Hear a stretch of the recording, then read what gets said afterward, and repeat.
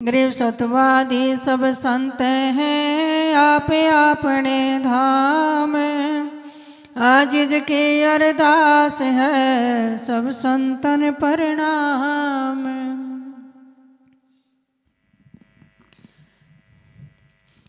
हमारे जीवन में संगत का बहुत बड़ा असर होता है। संत महापुरुषों की संगत में जीवन देवतुल्य बन जाता है और कुसंगत से जीवन असुरों जैसा हो जाता है। आचार्य सदगुरु गरीबदास जी महाराज फरमाते हैं, गृह संगत सुर के कीजिए असुरन सो क्या हेत, डाल फूल पावे नहीं जो मूली का खेत। सदगुरु गरीबदास जी महाराज फरमाते हैं, ये साधकों प्यारे भक्तों हमेशा देवतुल्य संत महापुरुषों की संगत करना, कभी भी असुर प्रवृत्ति के लोगों से हेत मत करना, प्रीति मत रखना, क्योंकि ऐसे लोगों से प्रीति और संगत करने से डाल मूल पावे नहीं जो मूली का खेत। अब खेतों में काम करते हैं ना, मूली जब पाड़ी जाती है तो कैसे पाड़ी जाती है? बिल्कुल मूल से उखाड़ी जाती है। कुछ फसलें ऐसी हैं जो काटी जाती हैं, धनिया है, मेथी है, काटोगे तो फिर फूट आएगी, लेकिन गाजर मूली को उखाड़ोगे तो जड़ से उखड़ती है। जैसे रावण कंस इनके वंश नष्ट हो गए, असुर थे, उनकी संगत अच्छी नहीं थी। इसलिए संत महापुरुषों की संगत करोगे तो भक्ति का बीज फिर से फूटता रहेगा, असुरों की करोगे तो जड़ मूल से नष्ट हो जाओगे। गृह संगत सुर की जोर है असुरन की है गंध, सुर है स्वर्गा लोक के असुर मलिन जिंद।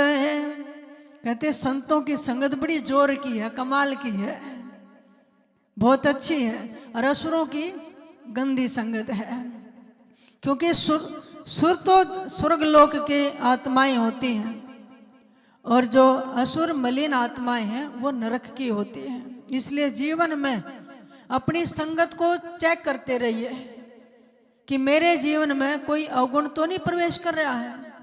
किसी कुसंगत के कारण एक अवगुण आ जाए तो दूसरे अवगुण उसके पीछे प्रवेश कर जाते हैं, और एक गुण धारण कर लोगे तो पीछे से अनेक गुण हमारे भीतर आने लग जाते हैं।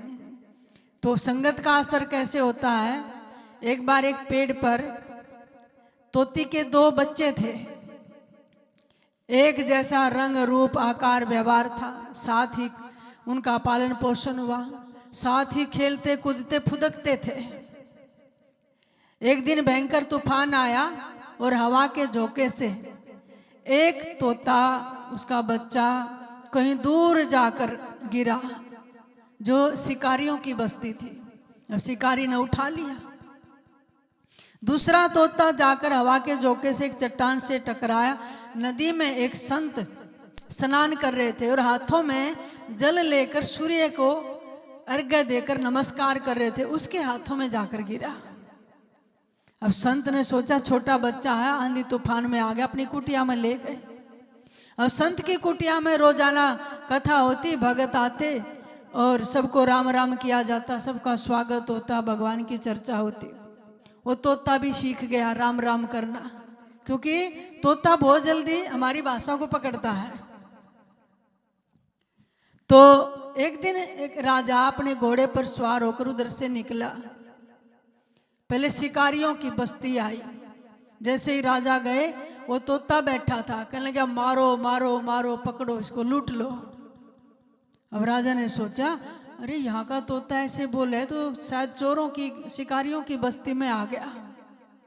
तो राजा वहां से निकल गए। क्यों? शिकारी तो शिकार करने जाएंगे, पकड़ेंगे, मारो मारो करेंगे ना, लूट लो। दूसरी तरफ गया तो संतों की कुटिया आई। उसमें तोते ने कहा आइए महाराज आपका स्वागत है, राम राम, बैठो। तो उसने सोचा तोता तो वो भी था और तोता ये भी है, लेकिन कितना असर है संगत बोली में। तो उसने उस तोते से कहा कि भाई तेरी तो इतनी मीठी भाषा, राम राम कर रहा है, स्वागत कर रहा है। दूसरी बस्ती में गया, वहाँ भी एक तोता था, उसने कहा पकड़ो पकड़ो, मारो इसको, लूट लो। उस तोते ने कहा महाराज वो मेरा ही भाई था, बचपन में साथ रहे, पले बड़े, लेकिन एक दिन आंधी में हम दोनों बिछड़ गए। वो शिकारियों के हाथ लग गया, इसलिए उसकी भाषा, उसका आचार विचार बिगड़ गया। मैं एक संत के हाथों में जाकर गिरा और मेरा ये आचार कि मैं भगवान का नाम रटना सीख गया। इसलिए थे तो हम एक ही माँ के बच्चे, लेकिन संगत में रहने से हमारा आचार विचार बदल गया। मेरा सौभाग्य था कि मैं संत के चरणों में आकर गिरा। यहाँ अच्छे दाने चुगने को मिलते हैं, संत महाराज का दर्शन होता है, उपदेश और राम नाम जप के मेरा भी उद्धार हो जाएगा। कहने का भाव है संतों की संगत करे बड़ भागी बड़ देव, और अपन तो संशय ने भी पार उतारे। अपने में तो संशय है नहीं, संत तो पार होंगे, लेकिन हमारी जैसी आत्माओं का भी संसार से उद्धार कर देते हैं। इसलिए अच्छी संगत, क्योंकि संत के परिवेश में रहने से हमारी सिंचाई होती रहती है और अपने आप साधन योग भक्ति जगने लग जाता है। आप संत की सेवा करके देखना, जो चीज़ें आपको बहुत वर्षों में साधना करने से नहीं मिलेंगी, वो केवल गुरु के परिवेश में रहने से, समर्पण भाव से, सेवा करने से मिल जाती है। गिरिव झिलमिल दीपक तेज के दसों दिशा दर हाल, और सदगुरु की सेवा करे पावे मुक्ता माले। कहते हैं उस झिलमिलाट दीपक जहाँ सतलोक है ना, अखंड दीपक जल रहे हैं, सदगुरु की सेवा करोगे तो उस धाम में जाकर बैठा देंगे सदगुरु, हर जन्म मरण खत्म कर देंगे। ऐसी सेवा का बहुत बड़ा फल होता है। तो मैं एक छोटा सा भजन सुनाऊंगी, शांति से सुनना, मेरे साथ साथ बोलना। सत्संग बिना जिया तरसे, मैं तो आन पड़ी चोरों के नगर में। सत्संग बिना जिया तरे, मैं तो आन पड़ी चोरा के न। इस सत्संग में लाभ बहुत है, इस सत्संग में बहुत है। तुरंत मिलाव गुरु से, सत्संग बिना जिया तरसे। तुरंत मिलाव गुरु से, सत्संग बिना जिया।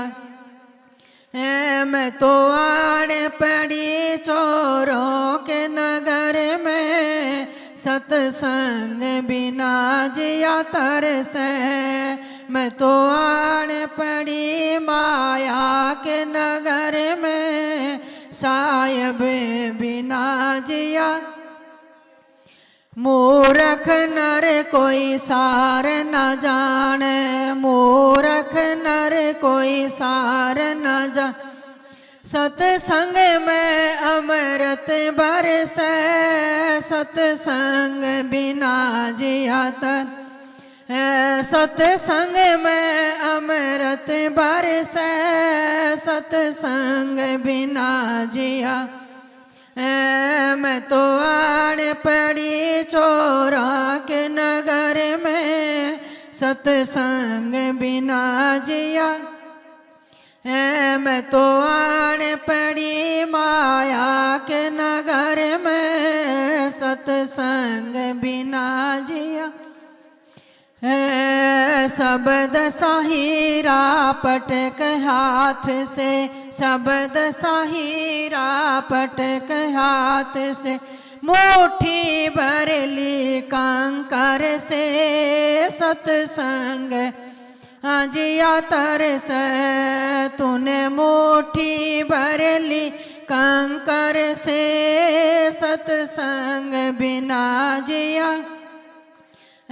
मैं तो आड़ पड़ी चोरा के नगर में, सत्संग बिना जिया तरसे। मैं तो आड़ पड़ी माया के नगर में, सत्संग बिना जिया। कहे कबीर सुनो भाई साधो, कहे कबीर सुनो भाई सा, सूरत करो भाई घर से सत्संग बिना जिया, सूरत करो भाई घर से सत्संग बिना, मैं तो आड़ पड़ी चोरा के नगर में, सत्संग बिना जिया तरस, मैं तो आड़ पड़ी माया के नगर में, साहिब बिना जिया तरस, मैं तो आड़ पड़ी काल के लोक में, साहिब बिना जिया तरस। बोलिए सद्गुरुदेव भगवान की, गुरुदेव भगवान की जय। सत साहिब।